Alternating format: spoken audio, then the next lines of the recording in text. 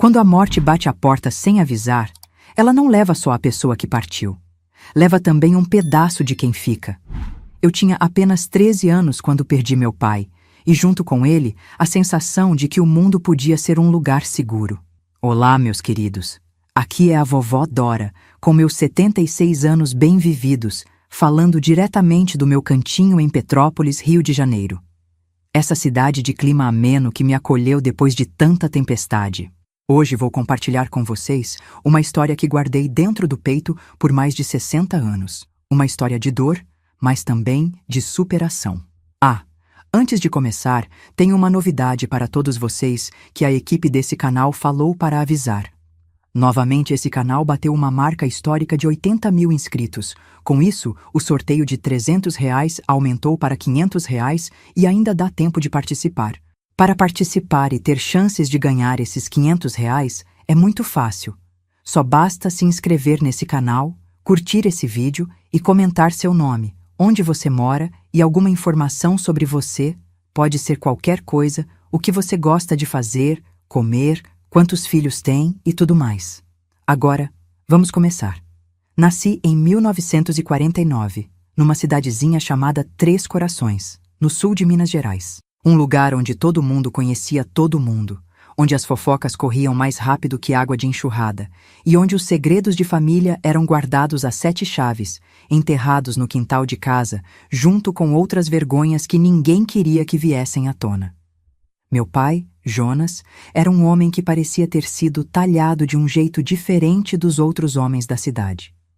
Enquanto os pais dos meus amigos eram durões, fechados, de poucas palavras, meu pai era todo sorrisos, abraços e histórias. Trabalhava como contador no único banco da cidade, sempre de terno bem passado, com aquele bigodinho fino que ele aparava com tanto cuidado todas as manhãs na frente do espelho.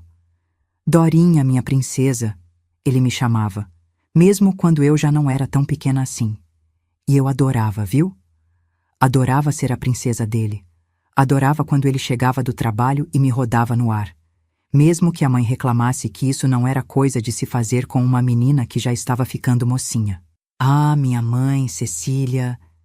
Ela sempre foi uma mulher quieta, de poucas palavras, como se tivesse um peso invisível nos ombros que a impedia de sorrir com frequência. Bonita, isso ela era. Cabelos pretos, sempre presos num coque, pele clara que ela protegia do sol como se fosse o maior tesouro. Mas havia uma tristeza permanente nos olhos dela, uma melancolia que nem mesmo as palhaçadas do meu pai conseguiam espantar por completo. Sua mãe teve uma vida difícil antes de me conhecer. Meu pai explicava quando eu perguntava por que ela era tão diferente das mães sorridentes das minhas amigas. Temos que ter paciência com ela, ter amor dobrado para compensar. E ele tinha. Meu Deus, como ele tinha amor para dar! Chegava em casa com florzinhas colhidas no caminho, preparava café da manhã surpresa nos domingos, levava a gente para passear no parque da cidade nos feriados. Quando tinha festa na escola, era sempre ele quem ia, todo orgulhoso, sentar na primeira fileira para me ver recitando poesia ou cantando no coral. Nossa casa era simples, mas aconchegante. Ficava numa rua tranquila, com um quintal pequeno, onde a mãe plantava temperos e um pé de jabuticaba que era minha alegria quando carregava de frutinhas. Eu tinha meu próprio quarto, pequeno mas todo decorado com flores que o pai tinha pintado na parede num domingo de chuva. Os melhores momentos da minha infância eram as noites de sexta-feira. O pai chegava do trabalho, jantávamos todos juntos e depois íamos os 3 para a sala ouvir o programa de rádio que ele adorava. Quando acabava, ele pegava o violão e tocava modinhas, enquanto eu e a mãe cantávamos. Nessas horas, até ela sorria um pouco, como se por alguns minutos conseguisse esquecer aquele peso que carregava. Na escola, eu era boa aluna. Não das melhores, mas me esforçava muito para deixar o pai orgulhoso. Matemática era meu ponto fraco, mas ele, com toda a paciência do mundo, sentava comigo na mesa da cozinha depois do jantar e me ajudava com os deveres. Não tem problema ser difícil, Dorinha, ele dizia quando eu chorava de frustração por não entender alguma conta. As coisas mais importantes da vida a gente aprende é na dificuldade. Eu não sabia então como aquelas palavras seriam verdadeiras nos anos que viriam pela frente. Foi num dia comum de semana, uma terça-feira de abril de 1963, que o mundo desabou na minha cabeça. Estava na escola, na aula de português, quando a diretora veio me chamar. No corredor, com aquela cara séria que adultos fazem quando acontece algo muito grave, ela me disse que meu pai tinha passado mal no trabalho e sido levado às pressas para o hospital. Corri as 5 quadras que separavam a escola da Santa Casa, o coração quase saindo pela boca. Quando cheguei, encontrei minha mãe sentada num banco de madeira no corredor, o olhar perdido, as mãos tremendo tanto que mal conseguia segurar o terço que sempre carregava na bolsa. "Mãe, cadê o pai? O que aconteceu?" perguntei, já com lágrimas escorrendo pelo rosto. Ela não respondeu, nem precisava. Aquele silêncio, o jeito como ela olhou para mim, como se não me reconhecesse por um instante, me disse tudo o que eu precisava saber. Foi o coração. Ela finalmente sussurrou. Foi muito rápido. Quando chegou aqui, já tinha partido. Infarto fulminante foi o que o médico chamou. Uma bomba relógio que ninguém sabia que existia dentro do peito do meu pai. Ele tinha apenas 42 anos, era saudável, nunca fumou, não bebia além de um copinho de vinho nos domingos de almoço em família. Os dias que se seguiram foram um borrão de rostos, de abraços que não consolavam, de palavras vazias de pessoas bem intencionadas. O velório na sala da nossa casa, como era costume na época. O enterro com quase a cidade inteira presente, porque meu pai era querido por todos. E depois, o silêncio. Um silêncio ensurdecedor que tomou conta da nossa casa, como se junto com meu pai tivessem enterrado também todas as risadas, todas as canções, toda a alegria que ele trazia. Minha mãe, que já era quieta antes, agora parecia um fantasma. Andava pela casa sem realmente estar ali. Fazia as tarefas domésticas mecanicamente, falava o mínimo necessário. À noite, eu a ouvia chorar baixinho no quarto. Durante o dia, ela olhava pela janela por horas, como se esperasse ver meu pai voltando do trabalho com aquele sorriso largo e os braços abertos para me girar no ar. Eu também estava destruída por dentro. Sentia um buraco no peito, como se tivessem arrancado algo vital de mim. Tinha pesadelos quase todas as noites, acordava chamando por ele. Na escola, não conseguia me concentrar, minhas notas caíram, não queria brincar com os amigos. "Ela vai superar", ouvi uma tia dizer para minha mãe. "Criança esquece rápido." Mas como eu poderia esquecer? Como poderia seguir em frente quando a pessoa que mais me amava no mundo, que me fazia sentir segura e especial, tinha sido arrancada da minha vida sem nem tempo de dizer adeus? A vida, porém, tem um jeito cruel de continuar, de arrastar a gente para frente mesmo quando queremos ficar parados no tempo. As contas continuavam chegando, a comida precisava ser comprada, a vida exigia que continuássemos vivendo, mesmo despedaçados por dentro. Foi aí que as dificuldades financeiras começaram a aparecer. Meu pai tinha um seguro pequeno, que logo acabou. Minha mãe nunca tinha trabalhado fora de casa, não tinha profissão nem estudo além do primário. Começou a fazer faxina nas casas das famílias mais ricas da cidade, a lavar roupa para fora, a vender doces que fazia na madrugada, depois de passar o dia limpando casa dos outros. Eu tentava ajudar como podia. Aos 13 anos, comecei a cuidar de crianças menores depois da escola, para famílias que podiam pagar algumas moedas por esse serviço. Nas férias, ajudava na padaria da esquina, arrumando as prateleiras, varrendo o chão. Cada centavo que ganhava entregava para a mãe, que juntava tudo numa lata de biscoitos que guardava no alto do armário da cozinha. Mesmo assim, era difícil. Muito difícil. A casa onde morávamos era alugada, e sem o salário do meu pai, logo ficou impossível manter o pagamento em dia. Após 3 meses de aluguel atrasado, tivemos que sair de lá, nos mudar para uma casinha minúscula nos fundos do quintal de uma senhora idosa, que cobrava menos em troca de cuidarmos dela também. Ver minha mãe, que já era tão triste antes, afundando cada vez mais numa depressão silenciosa, me partia o coração. Ela emagrecia a olhos vistos, quase não comia, trabalhava até cair de exaustão. Muitas noites, eu a encontrava adormecida na mesa da cozinha, sobre os panos que estava passando, o ferro ainda quente ao lado. A vida tinha se tornado uma luta constante pela sobrevivência. Eu sentia falta não só do meu pai, do seu amor e proteção, mas da segurança que ele nos dava, da certeza de que teríamos comida na mesa no dia seguinte, de que não seríamos despejadas, de que haveria um remédio se ficássemos doentes. Foi nesse momento mais vulnerável das nossas vidas que João apareceu. E com ele, uma promessa de dias melhores que logo se revelaria a pior armadilha que poderíamos cair. João Tavares entrou na nossa vida num domingo depois da missa. Eu e minha mãe estávamos saindo da igreja. Ela com aquele vestido preto que não tirava desde o enterro do meu pai. Eu com uma roupa já pequena que uma vizinha tinha me dado. Ele se aproximou, chapéu na mão, sorriso educado no rosto. Dona Cecília, sou João Tavares, trabalhava no banco com seu marido. Meus sentimentos pelo Jonas eram um homem e tanto. Minha mãe agradeceu com um aceno de cabeça, sem olhar direito para ele.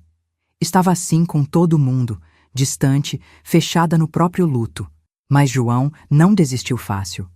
Nos acompanhou até em casa, falando o tempo todo, contando histórias sobre meu pai que eu nunca tinha ouvido, fazendo perguntas sobre como estávamos nos virando, oferecendo ajuda. Se precisar de qualquer coisa, é só chamar. Ele disse quando chegamos na porteira da casa da dona Zulmira, onde morávamos agora. Moro ali na Rua das Palmeiras, número 18. É só bater na porta. Achei estranho. Meu pai trabalhava no banco há mais de 10 anos. Conhecia todo mundo lá. Como nunca tinha falado desse tal de João? Como nunca o tinha trazido em casa para um café? Como fazia com outros colegas de trabalho? Mas minha mãe pareceu não notar nada de estranho. Na verdade, pela primeira vez em meses, vi uma centelha de vida nos olhos dela quando se despediu dele. Uma coisinha mínima, um brilho quase imperceptível, mas que me deu uma esperança de que talvez, só talvez, ela pudesse voltar a ser um pouco da mãe que era antes. João começou a aparecer quase todos os dias. Trazia mantimentos que sobravam na casa dele, oferecia para consertar coisas quebradas, me ajudava com os deveres de matemática. Era gentil, educado, sempre bem vestido e perfumado. Devia ter uns 35 anos, cabelos já grisalhos nas têmporas, olhos escuros que sorriam quando ele sorria. Ele é um bom homem, Dona Zulmira comentou uma tarde, enquanto eu ajudava a trançar seus cabelos ralos. Tá na cara que tá interessado na sua mãe, menina. Senti um aperto no peito. Interessado na minha mãe? Como assim? Meu pai tinha morrido há menos de 6 meses. Como ela poderia pensar em outro homem tão cedo? Mas a verdade é que, com a presença constante de João, minha mãe estava mudando. Não era uma transformação dramática. Ela ainda era quieta. Ainda tinha aquela tristeza permanente nos olhos. Mas começou a se arrumar um pouco mais, a colocar um vestido que não fosse preto de vez em quando, a pentear o cabelo com mais cuidado. E o mais importante, começou a falar mais, a sorrir de leve quando ele contava alguma piada, a se interessar por coisas além da rotina exaustiva de trabalho. Eu deveria estar feliz por ela, eu sei. Mas algo dentro de mim resistia. Era como se, ao aceitar João em nossas vidas, estivéssemos de alguma forma traindo a memória do meu pai. Como se estivéssemos dizendo que ele era substituível, que o buraco que ele deixou podia ser preenchido por outra pessoa. Seu pai ia querer que fôssemos felizes, Dorinha. Minha mãe me disse uma noite, depois que João tinha ido embora. Era a primeira vez em meses que conversávamos de verdade. Ele não ia querer que passássemos o resto da vida chorando. Talvez ela estivesse certa. Talvez eu estivesse sendo egoísta e infantil. Afinal, ela era jovem ainda, não tinha nem 40 anos. E nossa vida estava tão difícil. João tinha um bom emprego no banco, morava numa casa própria, podia nos dar uma segurança que tínhamos perdido. Mesmo assim, não conseguia me sentir confortável perto dele. Havia algo nos olhos de João, algo que aparecia quando minha mãe não estava olhando, quando éramos só eu e ele na sala enquanto ela terminava o jantar na cozinha. Um brilho estranho, calculista, que me dava arrepios. Você vai ver, Dorinha, ele me disse uma vez baixinho, colocando a mão no meu joelho de um jeito que me fez encolher. Vou cuidar muito bem de vocês duas, especialmente de você. Tentei falar com minha mãe sobre isso, sobre o desconforto que sentia. Mas ela não quis ouvir. É claro que você está confusa, filha. É normal. Você adorava seu pai. Ninguém vai substituí-lo. Mas João só quer ajudar, só quer o nosso bem. 3 meses depois que João entrou em nossas vidas, ele pediu minha mãe em casamento. Foi num domingo, depois do almoço que ele mesmo tinha trazido. Frango assado comprado na padaria, arroz, feijão, até uma garrafa de vinho. Ajoelhou-se na nossa sala minúscula, tirou uma caixinha do bolso com um anel simples e fez o pedido. Minha mãe chorou, disse que era cedo, que não sabia se estava pronta. Mas João insistiu, falou de amor, de cuidado, de como queria dar uma vida melhor para nós duas. Vocês podem se mudar para minha casa já na semana que vem, ele disse, como se o sim já estivesse garantido. Tem espaço de sobra lá, um quarto só para Dorinha, um quintal grande. Quando minha mãe olhou para mim, pedindo silenciosamente minha aprovação, engoli o nó na garganta e forcei um sorriso. Quem era eu para impedir que ela fosse feliz de novo? Quem era eu para condenar nós duas a uma vida de luta constante quando havia ali uma saída mais fácil? Eles se casaram numa cerimônia simples no cartório, sem festa, sem convidados além de mim e 2 testemunhas que João arranjou. Minha mãe usou um vestido azul claro, o primeiro colorido desde a morte do meu pai. Não estava radiante como uma noiva deveria estar, mas havia uma esperança cautelosa em seus olhos que há muito tempo não via. Nos mudamos para a casa de João no dia seguinte. Era uma casa bonita, bem maior que qualquer lugar onde tínhamos morado antes. Tinha 3 quartos, sala ampla, cozinha com armários novos, até um quintal com árvores frutíferas. Meu quarto ficava no final do corredor, longe do quarto deles, o que me dava uma privacidade que nunca tinha tido antes. As primeiras semanas foram normais. João ia trabalhar cedo, voltava no fim da tarde, jantávamos juntos, conversávamos sobre o dia. Ele perguntava sobre a escola, sobre meus amigos, parecia genuinamente interessado. Minha mãe estava mais animada, cozinhava pratos elaborados, arrumava a casa com esmero, como se quisesse provar que merecia aquela segunda chance. Eu continuava desconfortável, mas tentava me convencer de que era só questão de tempo, de adaptação. Afinal, ele estava sendo bom para nós. Tinha pago minhas mensalidades atrasadas na escola, tinha comprado material novo, até me dado uma bicicleta de presente, coisa que eu sempre sonhei em ter e meus pais nunca puderam me dar. Foi cerca de 1 mês depois do casamento que as coisas começaram a mudar. Sutilmente no começo, tão devagar que mal percebemos a transformação. Primeiro foram as críticas à comida. Está salgado demais, ele dizia, empurrando o prato para longe. Ou, isso não é jeito de temperar uma carne, Cecília. Depois, as reclamações sobre a limpeza da casa. Olha só essa poeira no móvel. Que tipo de dona de casa você é? Minha mãe, ansiosa para agradá-lo, se desdobrava cada vez mais. Limpava a casa de cima a baixo todos os dias, experimentava receitas novas, ficava horas na frente do espelho se arrumando antes dele chegar. Mas nada parecia ser suficiente. As críticas se estenderam para mim também. Minhas notas, que estavam melhorando desde que voltei a frequentar a escola regularmente, nunca eram boas o bastante. Meu jeito de falar era abusado demais para uma menina. Minhas roupas eram indecentes ou desleixadas, dependendo do humor dele. E então começou a beber. Não muito no começo, apenas 1 copo de cachaça depois do jantar. Depois 2, depois a garrafa inteira. E com a bebida veio o verdadeiro João, aquele que tinha se escondido atrás da máscara de homem bom e gentil. A primeira vez que ele bateu na minha mãe foi por causa de um botão. Um simples botão da camisa dele que tinha caído e ela não tinha costurado de volta. Estávamos jantando quando ele notou e de repente explodiu, virando a mesa, quebrando pratos, agarrando minha mãe pelos cabelos. Corri para defendê-la, mas ele me empurrou com tanta força que bati a cabeça na parede. Fiquei ali, tonta, assistindo ele arrastar minha mãe para o quarto, os gritos dela se transformando em súplicas, depois em silêncio. Na manhã seguinte, ele agiu como se nada tivesse acontecido. Tomou café, deu um beijo na testa da minha mãe, que estava com o olho roxo, maquiado da melhor forma que conseguiu, me desejou um bom dia na escola. Quando voltei, minha mãe estava limpando a casa como sempre, movimentos mecânicos, olhar vazio. Mãe, precisamos sair daqui, sussurrei, com medo que ele pudesse ouvir, mesmo estando no trabalho. Ele vai fazer de novo. Vai piorar. Ela apenas balançou a cabeça, sem me olhar nos olhos. Foi só dessa vez, Dorinha. Ele bebeu demais, perdeu a cabeça, já pediu desculpas, prometeu que não vai acontecer de novo. Mas aconteceu.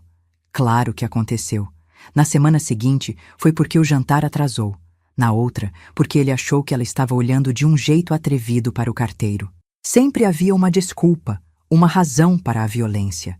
E sempre, no dia seguinte, vinham as desculpas, as promessas, às vezes até flores ou um presente.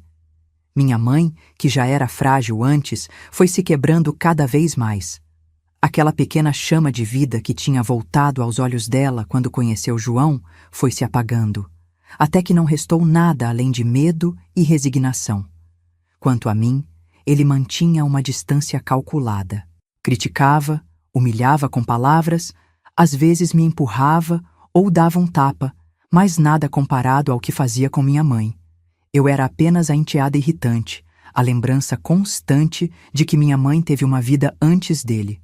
Amou outro homem antes dele. Ao mesmo tempo, comecei a notar um outro tipo de olhar vindo dele. Quando eu saía do banho, quando me trocava no quarto com a porta não totalmente fechada, quando me abaixava para pegar algo no chão. Um olhar que me fazia sentir suja, exposta, vulnerável. Comecei a me trancar no quarto sempre que possível, a tomar banho só quando ele não estava em casa, a usar roupas largas demais para esconder meu corpo que começava a mudar, a se desenvolver. A cidade começou a falar. Numa cidade pequena como a nossa, os segredos têm pernas curtas. As pessoas viam os hematomas mal disfarçados da minha mãe. Notavam como ela tinha se tornado uma sombra da mulher que era antes. Viam como eu andava cabisbaixa, assustada, diferente da menina alegre que costumava ser. Mas ninguém fazia nada. Em briga de marido e mulher, ninguém mete a colher. Era o que diziam, dando de ombros.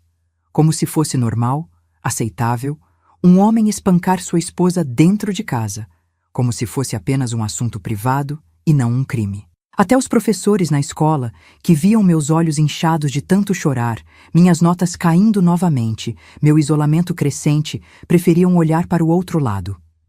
Era mais fácil assim. Menos complicado. Menos arriscado. Aos poucos, fui entendendo uma verdade dura. Estávamos sozinhas naquilo. Ninguém viria nos salvar. Se quiséssemos escapar, teríamos que encontrar forças dentro de nós mesmas.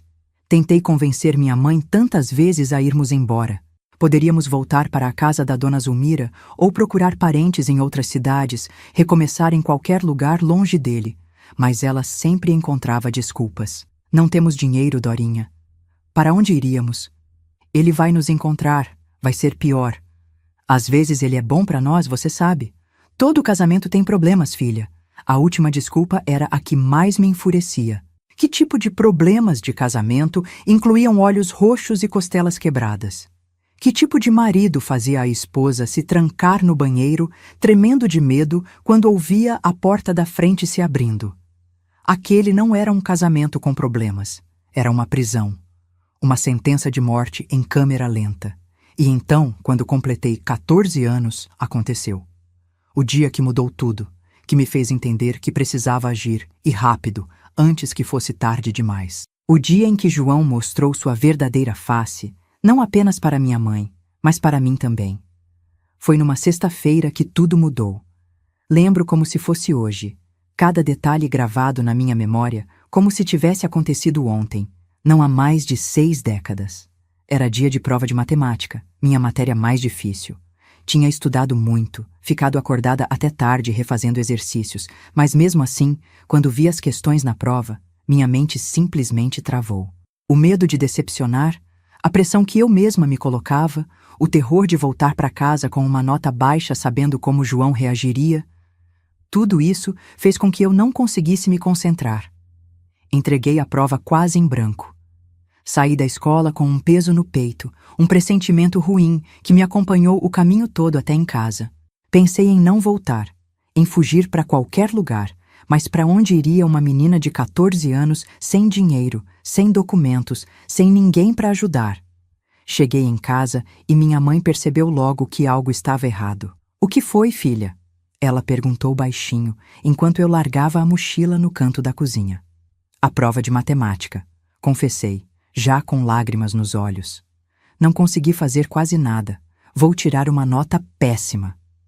Ela me abraçou, coisa rara naqueles dias. "Vai ficar tudo bem", sussurrou no meu ouvido. "Não conte nada pro João hoje. Ele teve um dia difícil no trabalho, já chegou nervoso. Amanhã conversamos com calma, pensamos no que fazer." Concordei, aliviada por poder adiar o inevitável. Jantamos em silêncio, enquanto João bebia um copo atrás do outro, o rosto cada vez mais vermelho, os olhos cada vez mais turvos. Ajudei minha mãe a tirar a mesa, lavar a louça, e então me retirei para meu quarto, agradecendo silenciosamente por mais um dia em que ele me ignorava. Estava fazendo o dever de português quando ouvi o barulho. O som inconfundível de vidro quebrando, seguido pelo grito da minha mãe. Depois, o baque de um corpo caindo, mais gritos, súplicas. Fiquei paralisada por alguns segundos, o coração disparado, o lápis ainda na mão. Era sempre assim. Ele começava com minha mãe, e se eu aparecesse, se tentasse interferir, só piorava tudo. Ela mesma me implorava para ficar no quarto, para não me envolver. Mas dessa vez foi diferente. No meio dos gritos dela, ouvi meu nome. "A Dorinha não tem culpa. Por favor, João, deixa ela em paz." Senti um frio na espinha. Por que ela estava falando de mim? O que tinha acontecido? Abri a porta do quarto devagar, o coração batendo tão forte que parecia que ia sair pela boca. De onde estava, podia ver parte da sala. Minha mãe estava no chão, um filete de sangue escorrendo da testa, os braços erguidos numa tentativa inútil de se proteger. João estava em pé, segurando um papel na mão, sacudindo na frente dela. "Você sabia disso?" "Sabia?" ele berrava, a voz engrolada pela bebida. "Essa vagabunda tirou 0 na prova. 0. Depois de tudo que faz por vocês, é assim que me agradecem?" Meu sangue gelou. A professora deve ter ligado para dar a notícia da prova. Ou talvez algum colega tenha comentado com os pais, que contaram para João no bar ou no banco. Cidade pequena é assim. As notícias correm mais rápido que o vento. "Ela tentou, João." Minha mãe implorava. "Matemática é difícil para ela. O Jonas sempre..." Foi a coisa errada a dizer. Mencionar o nome do meu pai era como acender um fósforo perto de gasolina. João ficou vermelho de raiva, os olhos injetados, uma veia saltando na testa. "Não me fala desse homem na minha casa!" gritou, dando um tapa tão forte na minha mãe que ela caiu novamente. Não consegui me conter.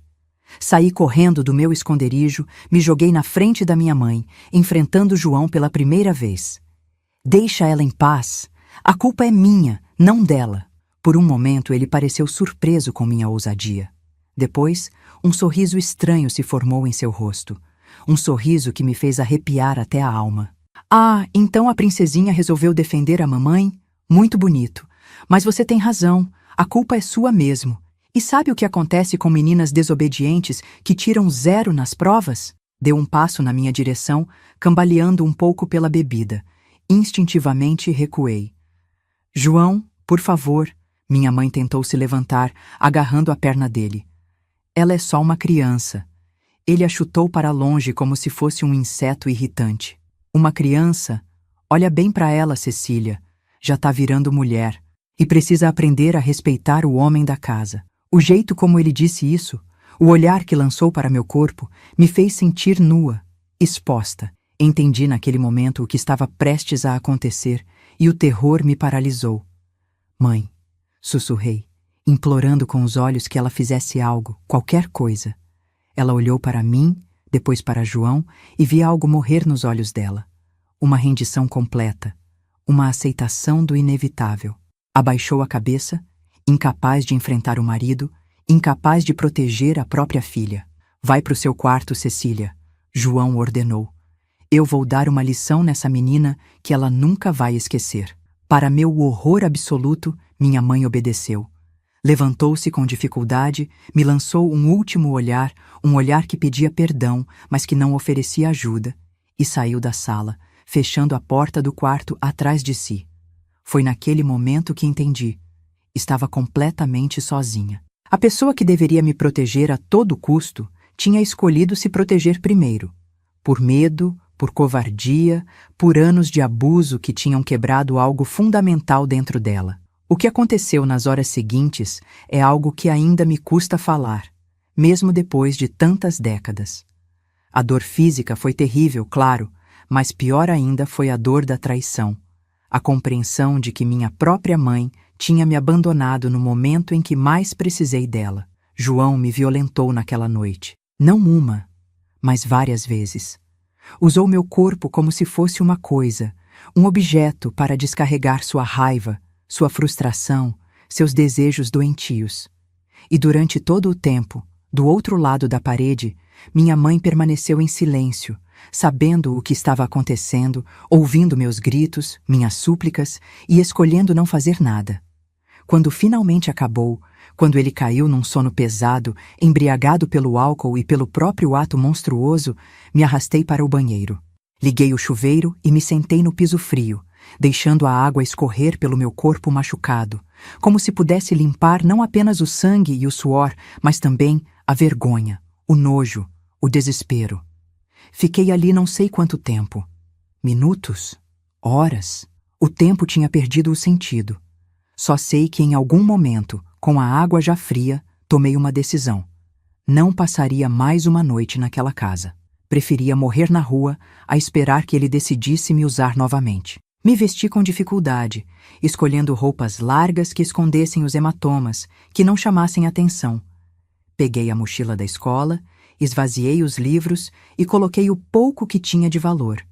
Uma muda de roupa, a escova de dentes, a única foto que tinha do meu pai, e algumas moedas que guardava numa caixinha desde que comecei a trabalhar cuidando de crianças. Antes de sair, fui até a porta do quarto da minha mãe.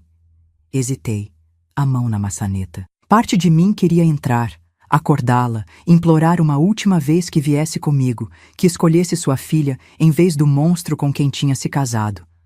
Mas outra parte, a parte que tinha crescido naquela noite de forma brutal e irreversível, sabia que seria inútil. Ela já tinha feito sua escolha, e eu precisava fazer a minha. Saí da casa sem olhar para trás, na madrugada fria de uma cidade que dormia. Não tinha ideia para onde ir, o que fazer, como sobreviver. Só sabia que qualquer lugar seria melhor que ali, que qualquer futuro incerto seria preferível àquela certeza de horror. Caminhei sem rumo por horas, as lágrimas secando no rosto à medida que o céu clareava lentamente. Quando o sol começou a nascer, me encontrei na frente da rodoviária da cidade. Um lugar pequeno, com apenas algumas linhas de ônibus que conectavam nossa cidadezinha a lugares maiores. Contei o dinheiro que tinha. Não era muito. Mal daria para uma passagem para a cidade mais próxima. Mas era o suficiente para começar, para escapar, para ter uma chance, por menor que fosse. Entrei na rodoviária, olhei o quadro de horários. O primeiro ônibus sairia em meia hora, para Belo Horizonte. Uma cidade grande, onde eu poderia me perder, onde ninguém me conheceria, onde João teria dificuldade em me encontrar se decidisse me procurar.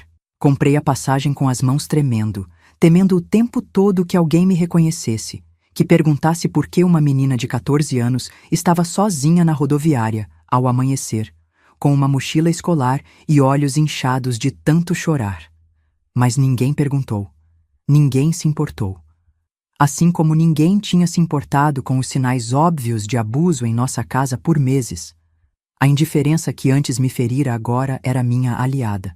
Sentei no ônibus quase vazio, no último banco, me encolhi contra a janela. E quando o motor roncou e começamos a nos afastar, senti uma mistura estranha de alívio e terror. Estava escapando do inferno, sim. Mas para onde estava indo? O que seria de mim agora? Não sabia então que aquela viagem de ônibus seria apenas o começo de uma jornada muito mais longa, que estaria fugindo não apenas de João, mas também das memórias, da dor, da traição, que precisaria construir uma vida completamente nova, sozinha, sem nenhum apoio, numa idade em que a maioria das meninas ainda brincava de boneca. Não sabia que levaria anos até conseguir dormir uma noite inteira sem pesadelos, que o som de uma garrafa quebrando me faria tremer décadas depois, que teria dificuldade em confiar nas pessoas, especialmente em homens, pelo resto da vida. Mas também não sabia da minha própria força, da minha resiliência, da capacidade que teria de transformar aquela dor terrível em algo produtivo, em algo que um dia ajudaria outras pessoas. Enquanto o ônibus se afastava da cidade que tinha sido meu lar por toda a vida, olhei pela janela uma última vez. O sol nascia, tingindo o céu de rosa e dourado. Um novo dia começava, e para mim, uma nova vida também. Foi a noite mais terrível da minha existência, mas também foi a noite em que descobri que estava sozinha no mundo e que, de alguma forma, teria que encontrar forças para seguir em frente mesmo assim. Cheguei em Belo Horizonte completamente perdida. Uma menina do interior, de 14 anos, numa cidade grande, sem conhecer ninguém, sem ter para onde ir. Quando desci do ônibus na rodoviária, o barulho, a multidão, tudo me assustou. Por um momento, quase me arrependi de ter fugido. Mas então lembrei da noite anterior, do horror nas mãos de João, do silêncio cúmplice da minha mãe, e soube que não tinha volta. Precisava seguir em frente, por mais assustador que fosse. Passei o primeiro dia perambulando pela cidade, carregando minha mochila, tentando não parecer tão desesperada quanto me sentia. Gastei algumas moedas com um pão na padaria, guardando o resto com cuidado. Era tudo o que tinha no mundo. À noite, quando começou a escurecer, o medo apertou. Onde dormiria? Como me protegeria? Acabei encontrando um banco numa praça, meio escondido por arbustos. Não era seguro, eu sabia, mas que escolha tinha? Me encolhi ali, a mochila abraçada contra o peito, tentando dormir um pouco, sobressaltando a cada barulho. Foi assim por 3 dias, vagando durante o dia, dormindo em lugares escondidos à noite, comendo o mínimo possível para economizar o dinheiro que estava acabando rápido. Lavava o rosto em banheiros públicos, tentava manter a aparência minimamente apresentável, mas estava cada vez mais difícil. No 4º dia, uma senhora me abordou numa praça. Eu estava sentada num banco, olhando para o nada, faminta e exausta. Ela parou na minha frente, me estudou por um momento e então perguntou: "Quantos dias faz que você está na rua, menina?" Pensei em mentir, em dizer que estava apenas esperando alguém, que tinha casa, família, mas estava tão cansada de fingir, tão desesperada por ajuda, que a verdade escapou antes que pudesse contê-la. 4 dias. Ela assentiu como se já soubesse. E de onde você veio? De 3 Corações. Fugindo de quê? Abaixei os olhos, incapaz de responder. Como explicar o inexplicável a uma estranha? Ela suspirou, sentou-se ao meu lado. Não precisa me contar se não quiser, mas não pode continuar assim. Vai acabar sendo pega por algum malandro ou pela polícia. Sabe o que fazem com menores de idade que encontram nas ruas? Mandam de volta para casa, para os pais. O terror deve ter sido visível no meu rosto, porque ela logo acrescentou: "Calma, não vou te denunciar. Só estou dizendo que precisa de ajuda." Seu nome era Dona Clotilde. Era professora aposentada, viúva, morava sozinha numa casa pequena, não muito longe dali. Tinha me observado na praça por 2 dias, disse, percebendo que eu não era uma menina de rua comum, que algo muito grave devia ter acontecido para me colocar naquela situação. "Venha comigo", ela ofereceu. "Pode tomar um banho, comer alguma coisa, dormir numa cama de verdade." Depois decidimos o que fazer. Era arriscado confiar numa estranha, eu sabia. Mas o que tinha a perder? Se suas intenções fossem ruins, eu fugiria de novo. Já estava ficando boa nisso. A casa de Dona Clotilde era simples, mas acolhedora, cheia de livros e plantas. Ela me mostrou o banheiro, me deu toalhas limpas, até separou uma roupa antiga da filha dela que morava longe. Tomei o primeiro banho de verdade em dias, lavei o cabelo, me senti quase humana de novo. Depois me serviu uma sopa caseira com pão que comi com tanta fome que mal respirava entre as colheradas. Só quando terminei, quando meu estômago estava cheio e meu corpo limpo, é que as lágrimas vieram. Chorei como não tinha permitido até então, soluçando tão forte que tremia toda, liberando não apenas a tensão dos últimos dias, mas toda a dor acumulada dos últimos meses. Dona Clotilde não perguntou nada. Apenas esperou que eu me acalmasse, me ofereceu um lenço e então disse, com uma simplicidade que me desarmou: quando estiver pronta para falar, eu estarei pronta para ouvir. Naquela noite, dormi numa cama de verdade pela primeira vez desde que fugi. No quarto que tinha sido da filha dela, com lençóis limpos que cheiravam a amaciante, uma janela que dava para um quintal com pés de manga e jabuticaba. Dormi como uma pedra, exausta demais até para sonhar. Na manhã seguinte, acordei desorientada, sem reconhecer onde estava. Por um momento de pânico, achei que estava de volta à casa de João, que tudo tinha sido um sonho. A fuga, a rodoviária, os dias na rua. Então, ouvi sons de panela na cozinha. Senti o cheiro de café fresco e me lembrei.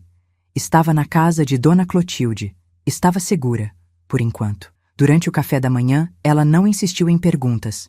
Falou sobre o tempo, sobre as plantas do quintal, sobre um livro que estava lendo. Como se fosse a coisa mais natural do mundo ter uma adolescente fugitiva sentada à sua mesa. Foi só depois, quando lavávamos a louça juntas, eu lavando, ela secando, que consegui começar a falar. As palavras saíram aos poucos, hesitantes no começo, depois num fluxo que não conseguia mais conter. Contei sobre a morte do meu pai, sobre a depressão da minha mãe, sobre a chegada de João em nossas vidas. E, finalmente, com a voz quase sumindo, contei sobre aquela última noite, sobre o que ele tinha feito comigo, sobre como minha mãe tinha fechado a porta do quarto, escolhendo não ver, não ajudar. Dona Clotilde ouviu tudo em silêncio, apenas um músculo tremendo em sua mandíbula revelando a raiva que sentia. Quando terminei, quando não havia mais nada a dizer, ela simplesmente me abraçou. Um abraço firme, maternal, o tipo de abraço que não sentia desde que meu pai morrera. Você não vai voltar para lá, ela disse, não como uma oferta, mas como uma afirmação. Não enquanto eu estiver viva.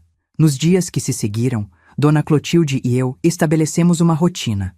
Ela saía cedo para dar aulas particulares de reforço escolar para crianças do bairro, sua forma de complementar a aposentadoria. Eu ficava em casa, ajudava na limpeza, aprendia a cozinhar pratos simples. À noite, depois do jantar, ela me dava aulas. Português, matemática, história, ciências, todas as matérias que eu estava perdendo por não estar na escola. Era uma professora exigente, mas paciente, que sabia explicar de um jeito que fazia tudo parecer mais fácil, mais interessante. Você é inteligente, Dora, ela me dizia frequentemente. Não pode desperdiçar esse cérebro. A educação é a única coisa que ninguém pode tirar de você. Lembre-se disso. Depois de 2 semanas morando com ela, tivemos a conversa. A que eu estava temendo desde o primeiro dia. Precisamos regularizar sua situação, ela disse, séria. Você não pode viver como um fantasma para sempre. Precisa voltar à escola, ter documentos, existir oficialmente. O pânico voltou com força total. Mas se fizermos isso, vão me mandar de volta, para ele. Ela balançou a cabeça. Não necessariamente. Há outras possibilidades. Mas precisamos de ajuda legal. No dia seguinte, ela me levou a um lugar chamado Centro de Defesa dos Direitos da Criança e do Adolescente. Era uma casa simples, adaptada para escritórios, onde advogados voluntários atendiam casos como o meu, crianças e adolescentes em situação de vulnerabilidade. O advogado que nos atendeu, Dr. Roberto, era um homem jovem de olhar gentil. Ouviu minha história com atenção, fazendo anotações, ocasionalmente fazendo perguntas para esclarecer detalhes.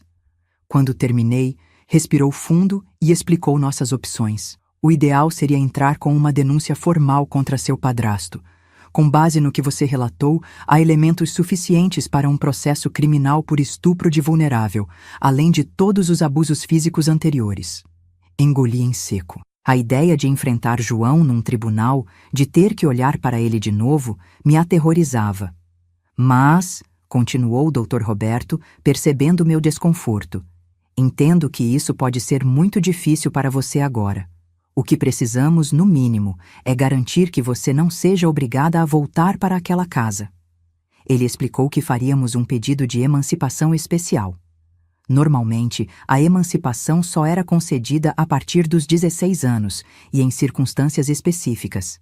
Mas com o relato de abuso grave, havia chances de conseguir uma exceção. Enquanto isso, ele concluiu, vamos registrar Dona Clotilde como sua guardiã temporária. Isso permitirá que você seja matriculada na escola, tenha acesso a serviços de saúde e exista oficialmente sem risco de ser devolvida aos seus pais. Foi um processo longo e, em muitos momentos, doloroso. Tive que repetir minha história várias vezes para assistentes sociais, psicólogos, o juiz da vara da infância. Tive que fazer exames médicos que comprovassem o abuso. Tive que enfrentar olhares de pena, de incredulidade, às vezes até de julgamento. Minha mãe foi notificada do processo. Não compareceu a nenhuma audiência. Não contestou meu pedido de emancipação. Não demonstrou qualquer interesse em me recuperar. João, por outro lado, tentou interferir. Não por preocupação comigo, eu sabia, mas por medo das consequências legais do que tinha feito. Felizmente, as evidências contra ele eram fortes demais e o juiz decidiu a meu favor. Aos 15 anos, me tornei oficialmente emancipada. Um caso raro, excepcional, que só foi possível pelas circunstâncias extremas e pelo apoio incansável de Dona Clotilde e Dr. Roberto. Com minha situação legal resolvida, pude finalmente voltar à escola. Entrei no primeiro ano do ensino médio, com colegas um pouco mais novos que eu. Tinha perdido quase um ano com toda a turbulência. No começo foi difícil. Me sentia deslocada, diferente, marcada de alguma forma invisível, mas perceptível pela experiência traumática que tinha vivido. Mas a sede de aprender, de recuperar o tempo perdido, falou mais alto. Me dediquei aos estudos com uma intensidade que surpreendia até os professores. Matemática, que sempre tinha sido meu calcanhar de Aquiles, se tornou um desafio pessoal que me recusei a perder. Estudava horas extras, fazia todos os exercícios 2, 3 vezes, pedia ajuda quando precisava. Você não precisa ser a melhor em tudo, Dora, Dona Clotilde me dizia, preocupada com minha obsessão por notas perfeitas. Só precisa fazer o seu melhor. Mas eu sabia que precisava ser excepcional. Era a única forma de garantir um futuro diferente, de não depender de ninguém, de nunca mais ser vulnerável como tinha sido. Paralelamente à escola, comecei a trabalhar meio período numa livraria perto de casa. O dono, seu Arnaldo, era amigo de Dona Clotilde e aceitou me contratar mesmo sendo eu menor de idade, com a condição de que não interferiria nos estudos. O salário não era muito, mas me dava uma independência que nunca tinha conhecido antes. Podia comprar minhas próprias coisas, ajudar nas despesas da casa, até guardar um pouquinho todo mês pensando no futuro. A livraria se tornou meu segundo lar. Nos momentos de folga, devorava livros de todos os tipos, romances, biografias, livros de história, ciência. Era como se cada página lida me afastasse um pouco mais daquela menina assustada que tinha fugido de 3 corações numa madrugada fria, me aproximasse da mulher que queria me tornar. Foi nessa livraria que conheci o professor Eugênio. Ele dava aulas de história na Universidade Federal e era cliente assíduo, sempre procurando livros raros sobre a história do Brasil. Começamos a conversar sobre livros, depois sobre história, depois sobre tudo. Ele percebeu meu interesse, minha curiosidade e passou a me recomendar leituras, a me emprestar livros da sua própria biblioteca. Você deveria pensar em fazer faculdade, Dora. Ele me disse um dia, depois de uma longa discussão sobre a Inconfidência Mineira. Tem uma mente brilhante que não pode ser desperdiçada. Faculdade? A ideia nunca tinha me ocorrido. Pessoas como eu, sem família, sem recursos, lutando para sobreviver dia após dia, não iam para a universidade. Pelo menos era o que eu pensava. É possível, ele insistiu. Há bolsas, programas de assistência. Seria difícil, claro, mas não impossível. E valeria cada esforço. Aquela conversa plantou uma semente que floresceria anos depois. Mas naquele momento, estava concentrada em terminar o ensino médio, em me manter de pé, em construir uma vida que, se não era exatamente feliz, pelo menos era segura, estável. Os anos passaram. Terminei o ensino médio com notas exemplares. Continuei trabalhando na livraria, agora em tempo integral. Dona Clotilde, que já era idosa quando me acolheu, começou a ter problemas de saúde. Artrite, pressão alta, problemas de visão que a impediam de continuar dando aulas particulares. Nossos papéis se inverteram lentamente. Agora era eu quem cuidava dela, quem fazia as compras, cozinhava, a acompanhava ao médico. Não era um fardo, era uma honra poder retribuir um pouco do muito que ela tinha feito por mim. Foi por ela que finalmente decidi tentar a universidade. Queria que ela me visse formada, queria dar esse orgulho a ela antes que fosse tarde demais. Estudei como nunca para o vestibular, enquanto trabalhava, enquanto cuidava da casa, enquanto ajudava Dona Clotilde com seus remédios e consultas. Em 1969, aos 20 anos, entrei para a Faculdade de História da UFMG. A primeira da minha família, se é que ainda podia chamar aquelas pessoas em 3 corações de família, a chegar ao ensino superior. Quando recebi a notícia da aprovação, Dona Clotilde chorou, me abraçou, disse que sempre soube que eu conseguiria. "Você voou, Dorinha", ela disse, usando o apelido que só ela ainda usava. Voou com as asas quebradas, mas voou mesmo assim. E era verdade. De alguma forma, apesar de tudo, tinha aprendido a voar. Não era um voo perfeito, não era sem dor ou cicatrizes, mas era meu voo, conquistado com lágrimas, suor e uma determinação que nem eu mesma sabia que possuía. A menina que fugiu de casa numa madrugada, com apenas uma mochila e o coração despedaçado, estava se transformando na mulher que sempre quis ser. Livre, forte, dona do próprio destino. A faculdade abriu um mundo completamente novo para mim. Depois de anos vivendo no casulo protetor que Dona Clotilde e eu tínhamos criado, de repente me vi exposta a pessoas, ideias e experiências que nunca teria imaginado. Era assustador e libertador ao mesmo tempo. Os primeiros meses foram difíceis. Conciliar o trabalho na livraria, os cuidados com Dona Clotilde, que estava cada vez mais frágil, e as exigências dos estudos parecia quase impossível. Muitas noites chorei de exaustão, questionando se tinha feito a escolha certa, se não estava sendo presunçosa ao achar que alguém como eu poderia ter uma educação universitária. Mas a cada obstáculo superado, a cada prova bem-sucedida, a cada elogio de um professor, me sentia mais forte, mais capaz. Comecei a fazer amigos. Não muitos, pois ainda era reservada, ainda tinha dificuldade em confiar nas pessoas, mas alguns poucos, preciosos, que não se importavam com meu passado nebuloso, que me aceitavam como eu era. Entre eles estava Mariana, uma estudante de letras que conheci na biblioteca. Extrovertida, falante, sempre rindo, ela era o oposto de mim em muitos aspectos. Talvez por isso nos demos tão bem.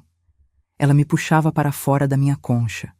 Me lembrava que havia alegria no mundo, que nem tudo era luta e dor.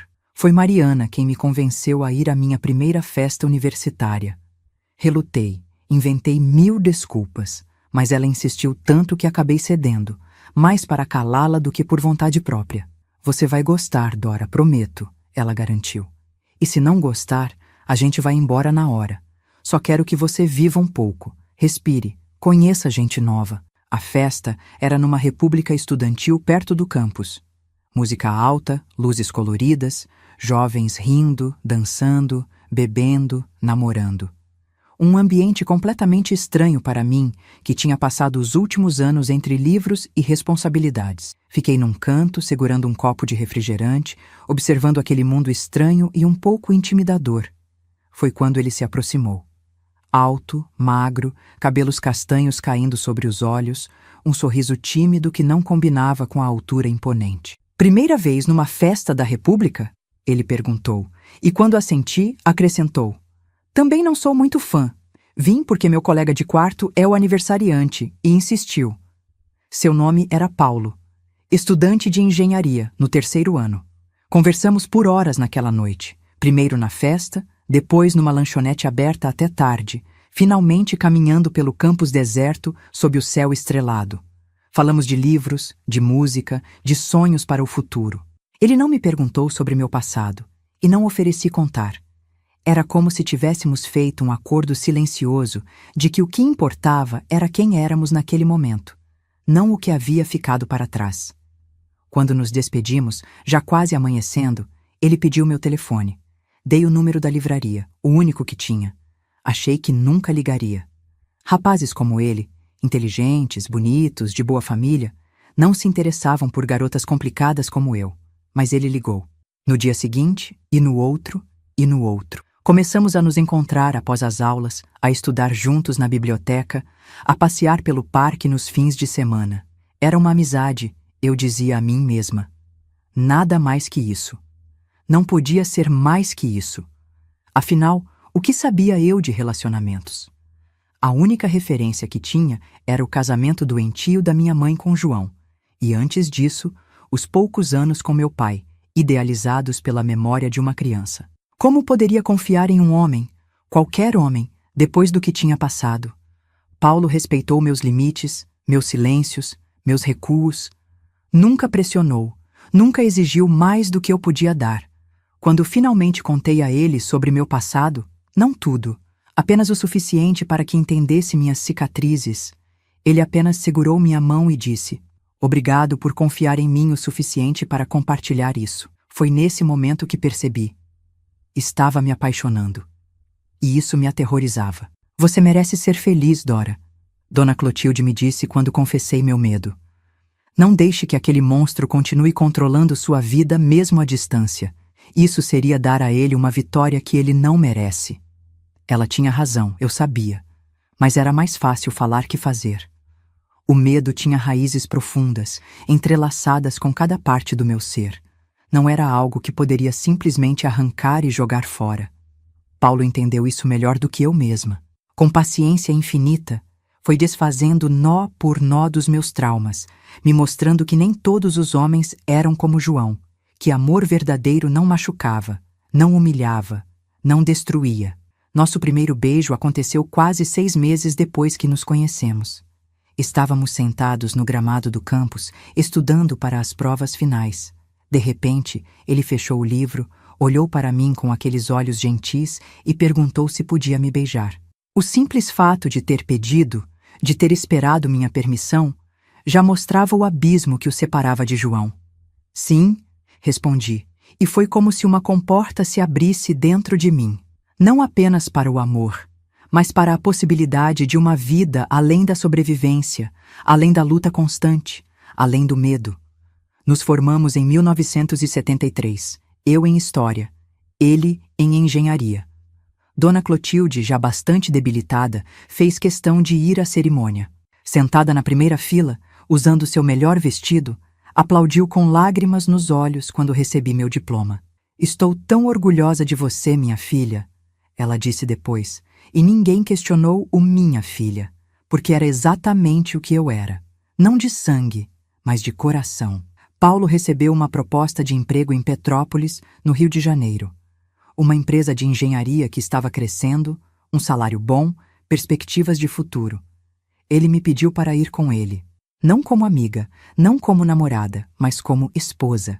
O pedido de casamento veio numa noite simples, sem grandes gestos, apenas nós dois sentados na varanda da casa de Dona Clotilde, olhando as estrelas. "Quero construir uma vida com você, Dora", ele disse. "Uma vida de parceria, de respeito, de amor. Se você quiser, se estiver pronta." Estava pronta? Não sabia. Parte de mim ainda tinha medo. Ainda esperava que a qualquer momento a máscara de bondade caísse e revelasse outro João. Mas outra parte, a parte que tinha crescido e aprendido a confiar de novo, sabia que Paulo era diferente, que merecia uma chance, que eu merecia uma chance. "Sim", respondi, pela segunda vez dando a ele uma permissão que mudaria minha vida. "Mas com uma condição. Dona Clotilde vem conosco. Não posso abandoná-la." Ele não hesitou nem por um segundo. "Claro que sim. Ela é sua família. Agora será minha família também." Nos casamos em 1974, numa cerimônia pequena, mas alegre. Dona Clotilde, Mariana, alguns amigos da faculdade e colegas da livraria onde trabalhei por tantos anos. Seu Arnaldo, o dono da livraria, fez questão de me levar até o altar. Se seu pai estivesse aqui, ele disse, tenho certeza que estaria muito orgulhoso da mulher que você se tornou. A mudança para Petrópolis foi um novo começo. Uma casa nova, uma cidade nova, empregos novos. Eu consegui uma posição como professora numa escola particular, realizando outro sonho. E com Dona Clotilde ocupando o quarto de hóspedes, era como se tivéssemos formado nossa própria família improvisada, unida não pelo sangue, mas pelo amor e respeito mútuos. Os primeiros anos de casamento foram um aprendizado constante. Não apenas sobre como viver com outra pessoa, como compartilhar espaço e rotina, mas sobre como amar e ser amada de forma saudável. Paulo teve que aprender a lidar com meus momentos de pânico, com os pesadelos que ainda me acordavam suada no meio da noite. Eu tive que aprender a não esperar o pior dele a cada discordância, a não me encolher quando ele levantava a mão, para pegar algo numa prateleira alta, não para me agredir. Em 1976, descobri que estava grávida. A notícia foi recebida com alegria por Paulo e Dona Clotilde, mas com uma mistura confusa de emoções por mim. Felicidade, claro, mas também terror. E se eu não soubesse ser mãe? E se repetisse os erros da minha própria mãe? E se não conseguisse proteger meu filho como não fui protegida? Você será uma mãe maravilhosa exatamente porque sabe o que não fazer, Dona Clotilde me assegurou. As cicatrizes que carregamos podem nos destruir ou nos ensinar. Você escolheu aprender com elas. Minha filha, Ana, nasceu em janeiro de 1977. Um bebê saudável, de bochechas rosadas e um tufo de cabelo escuro como o meu. Quando a coloquei nos braços pela primeira vez, senti um amor tão intenso que quase doía. E junto com esse amor, uma resolução feroz. Essa criança nunca conheceria o tipo de dor que eu conheci. Nunca se sentiria abandonada, traída, sozinha no mundo. 2 anos depois, veio Miguel. Tão diferente da irmã, loiro como o pai, calmo onde ela era agitada, observador onde ela era falante. Nosso quarteto perfeito, completado pelo quinteto com Dona Clotilde, que apesar da idade avançada, ainda tinha energia para contar histórias, ensinar cantigas, ser a avó que meus filhos não teriam de sangue. A vida seguia seu curso, com as alegrias e desafios normais de qualquer família. Paulo foi promovido, eu me tornei coordenadora na escola, compramos nossa própria casa, um pouco maior, com um jardim onde as crianças podiam brincar. Foi em 1982 que o passado voltou a bater à nossa porta. Uma carta de 3 corações, informando que minha mãe tinha falecido. Infarto, dizia a carta. Estava sendo enterrada naquela semana. Fiquei olhando para aquele papel por horas, sem saber o que sentir. Não tinha qualquer contato com ela desde a noite em que fugi. Nunca tinha tentado me encontrar. Nunca tinha contestado minha emancipação. Nunca tinha demonstrado qualquer arrependimento pelo que permitiu que acontecesse. Quer ir ao enterro? Paulo perguntou suavemente. Pensei por um longo tempo. Não, respondi finalmente. Não por raiva ou ressentimento, mas porque não há nada lá para mim. Minha mãe morreu para mim naquela noite, quando fechou a porta do quarto. O que restou foi apenas uma casca vazia. Ele entendeu. Sempre entendia. A carta mencionava também, quase como uma nota de rodapé, que João tinha morrido anos antes, em 1975, num acidente de carro. Estava bêbado, tinha batido contra uma árvore. Ninguém mais se feriu. Senti um estranho alívio ao saber disso. Não alegria. Nunca desejei a morte de ninguém, nem mesmo dele. Mas um certo fechamento, como se um capítulo particularmente sombrio finalmente tivesse sido encerrado de forma definitiva. Os anos passaram, os filhos cresceram. Ana se formou em medicina, Miguel em direito. Ambos casaram, nos deram netos, 5 no total, que são a alegria da minha velhice. Dona Clotilde viveu até os 97 anos, lúcida até o fim, partindo serenamente numa tarde de outono de 1998. Paulo e eu envelhecemos juntos, vendo nosso amor amadurecer como um bom vinho. Ele se aposentou, eu continuei dando aulas por prazer. Não por necessidade. Viajamos um pouco, conhecemos lugares que nunca imaginei que veria quando era aquela menina assustada fugindo numa madrugada fria. Hoje, aos 76 anos, olho para trás e vejo uma vida que jamais imaginei que teria. Uma vida com dores e cicatrizes, sim. Algumas que nunca desapareceram completamente, mas também com muito amor, muita alegria, muitas conquistas. A menina quebrada de 3 corações, que achava que nunca mais seria inteira, construiu uma vida plena, uma família amorosa, um legado de proteção e cuidado, não apesar do trauma, mas transformando-o em força, em propósito, em amor. Nunca voltei a 3 corações. Não quis.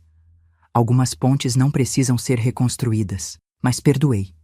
Não por eles, que nunca pediram perdão, mas por mim. Porque o ódio é um fardo pesado demais para carregar por uma vida inteira. A promessa silenciosa que fiz para meu pai naquela rodoviária, antes de partir para Belo Horizonte, foi cumprida. Sobrevivi, me tornei forte, construí uma vida que ele teria orgulho de ver. E mais importante, quebrei o ciclo. Meus filhos, meus netos, nenhum deles conheceu por experiência própria o tipo de horror que conheci. Eles cresceram e crescerão cercados de amor, de respeito, de segurança. Esta é minha maior vitória, meu maior legado. Meus queridos que me assistem hoje, se essa história tocou seu coração, peço que deixe seu like e se inscreva no canal. Cada inscrição me dá força para continuar compartilhando essas memórias, que nem sempre são fáceis de reviver, mas que podem ajudar alguém que esteja passando por momentos difíceis. Lembrem-se de participar do sorteio de R$ 500. Estou ansiosa para saber quem vai ser o vencedor. E não se esqueça de entrar no nosso grupo de WhatsApp. O link está lá na descrição do vídeo. Todos os dias mandamos histórias reais de outras vovós que, assim como eu, enfrentaram desafios na vida e conseguiram superá-los. São histórias que vão te dar força, te inspirar, te mostrar que sempre é possível recomeçar, não importa o quão difícil pareça. Um abraço carinhoso da vovó Dora, que aprendeu que as cicatrizes que carregamos não definem quem somos, mas o que escolhemos fazer com elas, sim. Lembre-se sempre, a maior vingança contra quem tentou destruir você é viver uma vida plena, feliz e significativa. Foi isso que fiz, e é isso que desejo para cada um de vocês.